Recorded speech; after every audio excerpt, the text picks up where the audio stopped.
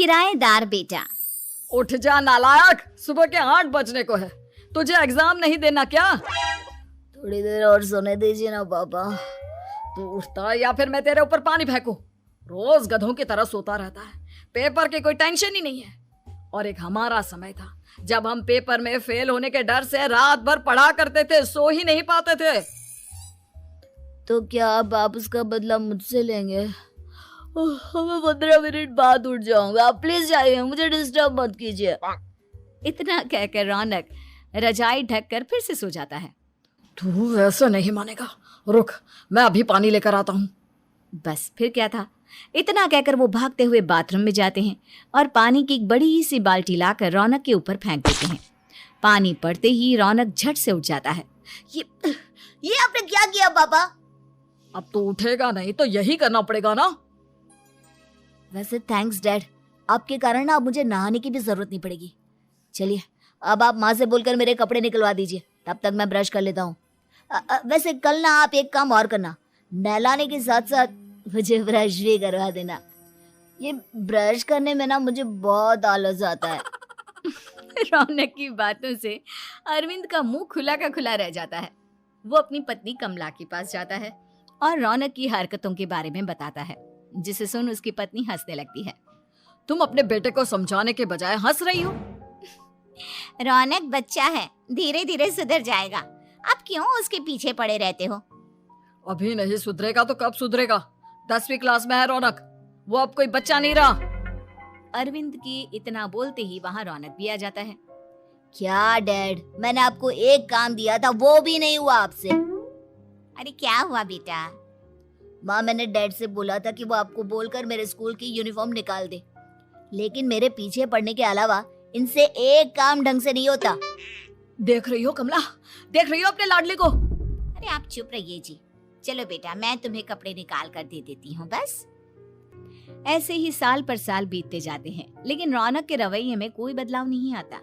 वो पहले से भी ज्यादा आलसी और पूरी तरह अपने माता पिता पर निर्भर हो जाता है। 2 साल बाद पता नहीं कहाँ गायब रहता है पूरे दिन, अब तक तो आ जाना चाहिए था। अरे आप इतनी फिक्र क्यों कर रहे हैं उसकी? दोस्तों के साथ खेल रहा होगा, आ जाएगा अभी। ये कोई टाइम है खेलने का? 10 बजने वाले हैं, इतनी रात में कौन खेलता है? कमला कुछ कहती उससे पहले ही रौनक वहाँ आ जाता है। मम्मी जल्दी से खाना लगा दो, बहुत भूख लग रही है। तुम्हें तब तक खाना नहीं मिलेगा जब तक तुम बता नहीं देते कि इतनी रात गए कहाँ से आ रहे हो। ओ प्लीज डैड, अब आप एसी पे प्रद्युमन बनकर मेरे सर पर बंदूक लेकर मत बैठ जाना। अपनी फालतू की बकवास बंद कर और बता कहाँ से आ रहा है। माँ अब समझाइए ना डैड को। बता देना बेटा, इनको भी तसल्ली हो जाएगी। आप बोल रही हैं तो बता देता हूँ, मैं दोस्तों के साथ मूवी देखने गया था, इसलिए देर हो गई। तो इन सब चीजों में मेरे पैसे उड़ाता है? कभी 1 रुपया कमाने के बारे में सोचा है तूने? जब देखो हवा की तरह पैसे उड़ाता रहता है। माँ अब आप इन्हें चुप करा दीजिए, वरना ना मुझे गुस्सा आ जाएगा। अच्छा क्या कर लेगा? बता ना क्या कर लेगा तू? वैसे बात तो ठीक ही है, मैं कर ही क्या सकता हूँ, पैसे तो फिर भी मैं आपसे ही मांगूंगा ना। चलिए अब ये सब बात छोड़िए और मम्मी मेरे लिए खाना लगा दीजिए। अभी लगा देती हूँ बेटा। मैं बता रहा हूँ कमला, एक दिन ये ऐसे ही बिगड़ जाएगा। ओफो, आप क्यों इतना पीछे पड़े रहते हो मेरे बच्चे के? बात की बाद में देखेंगे, अभी आप शांति से उसे खाना खाने देंगे। अगले दिन। डैडी मुझे 10,000 रुपए चाहिए। हाँ? अब इतने पैसे क्यों चाहिए तुझे? डैड आप बिना सवाल किए कभी पैसे नहीं दे सकते क्या? जब तक तू बताएगा नहीं तुझे पैसे भी नहीं मिलेंगे। अरे अब आप अपने बेटे को पैसे भी नहीं दे सकते? नालायक, तेरी उम्र के लोग नौकरी करते हैं और एक तू है जो नौकरी करने का नाम ही नहीं लेता कभी। आप लोगों के होते हुए भला मैं नौकरी क्यों करूं? अरे हम कब तक पैसे देंगे तुझे? तुझे भी तो अपने पैरों पर खड़ा होना होगा ना।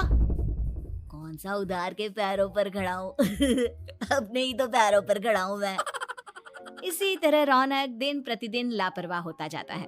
उसकी लापरवाही को देखते हुए अरविंद और कमला अपने बेटे की शादी कराने का फैसला लेते हैं और 1 महीने के अंदर अंदर ही रौनक की शादी मेघा नाम की लड़की से करा देते हैं। शादी के कुछ दिन बाद, रौनक, मुझे एक अच्छी सी साड़ी चाहिए, आप ला दोगे ना?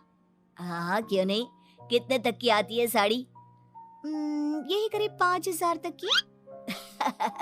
तुम चिंता मत करो, मैं आज ही डैडी से पैसे मांगकर तुम्हारे लिए साड़ी ले आऊंगा। आप कब तक ऐसे ही अपने पापा से पैसे मांगते रहेंगे? कोई अच्छी सी नौकरी क्यों नहीं कर लेते आप? अरे डैड के होते हुए मुझे नौकरी करने की जरूरत ही क्या है? पर आप ऐसे कब तक उनसे पैसे मांगते रहेंगे? कुछ आपको अपने दम पर भी तो करना होगा ना। अब तुम भी बाकी लोगों की तरह मुझे ज्ञान देना शुरू मत कर देना। साड़ी चाहिए ना तुम्हें, मिल जाएगी बस। इतना कहकर रौनक अपने पिता से पैसे मांगने चला जाता है। डैडी, मुझे 5,000 रुपया चाहिए। अब 5,000 क्यों चाहिए तुझे? वो मेघा को साड़ी चाहिए थी। अरविंद आगे बिना कुछ कहे चुपचाप उसे पैसे निकाल कर दे देता है। कुछ दिन बाद, तुम्हें नहीं लगता कमला, रौनक हम पर पहले से भी ज्यादा डिपेंड हो गया है? मुझे तो अब उसके भविष्य की चिंता होने लगी है। कल को हमें कुछ हो गया तो वो क्या करेगा? काश तुमने पहले ये सोच लिया होता तो आज हमारा बेटा इतना लापरवाह नहीं होता। तब मुझे कहाँ पता था कि मेरा लाड प्यार उसे इतना बिगाड़ देगा कि वो इस हद तक लापरवाह बन जाएगा। कोई बात नहीं, अभी भी देर नहीं हुई। मुझे पता है उसे कैसे सुधारा जा सकता है। कैसे? अरविंद कुछ कहता उससे पहले रौनक वहां आ जाता है और पैसों के लिए हाथ फैलाने लगता है। डैड, मैं और मेघा बाहर घूमने जाना चाहते हैं। अरे वाह, ये आज सूरज कहाँ से निकला है? Dad please. अच्छा चलो अब मुद्दे की बात करो।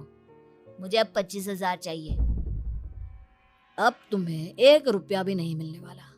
अगर तुम्हें पैसों की इतनी ही जरूरत है तो कोई ढंग की नौकरी कर लो। मम्मी, आप कुछ कहिए ना डैड को।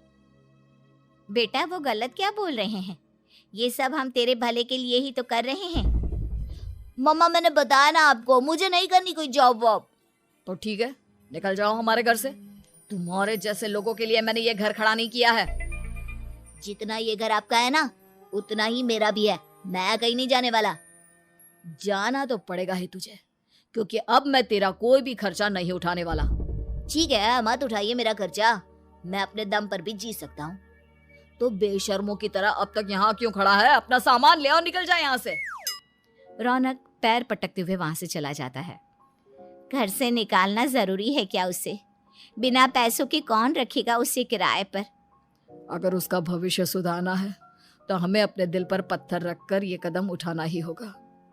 दोनों बात कर रहे होते हैं कि रौनक अपनी पत्नी के साथ एक बड़ा सा बैग लेकर घर से निकल जाता है, लेकिन घर से बाहर उसे कोई भी मुफ्त में अपने घर किराए पर नहीं रखता। अंत में थक हार कर वो फिर से अपने घर चला जाता है। क्या हुआ? थोड़ी देर पहले तो दहाड़ते हुए घर से निकला था, अब क्या हुआ? नहीं रखा ना किसी ने तुझे किराए पर? डैड प्लीज, मैं कुछ दिनों में कोई अच्छी सी नौकरी शुरू कर दूंगा। आप तब तक तो हमें रख लीजिए प्लीज। सुबह से रात हो चुकी है लेकिन कोई हमें रखने को राजी नहीं है। अब आप ही बताइए, इतनी रात को मैं मेघा को लेकर कहाँ जाऊंगा? ठीक है ठीक है, बहू की वजह से मैं तुझे घर पर रख रहा हूँ, लेकिन तू इस घर में एक बेटे की नहीं बल्कि एक किराएदार की हैसियत से रहेगा। 3 महीने है तेरे पास। इन 3 महीनों के अंदर अंदर मुझे तेरी पहली तनख्वाह हाथ में चाहिए, समझ गया?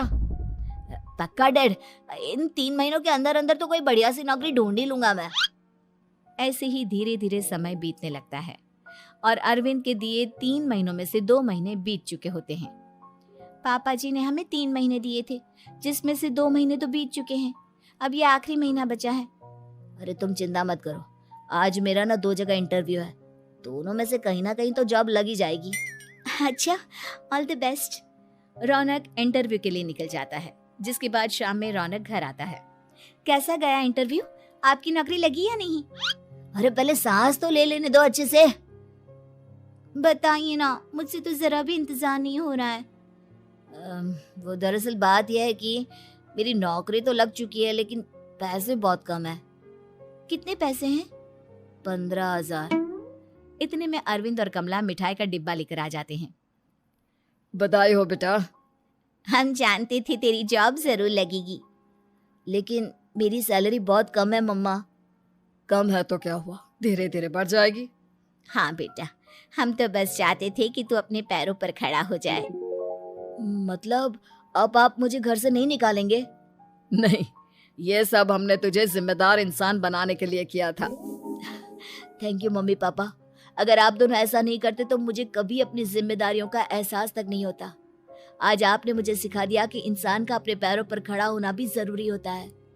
इतना कहकर रौनक झट से अपने माता पिता के गले लग जाता है और अपनी कमाई की पहली तनख्वाह वो अपने माता पिता के हाथ में सौंपता है। इस तरह रौनक एक गैर जिम्मेदार व्यक्ति से एक जिम्मेदार व्यक्ति बन जाता है।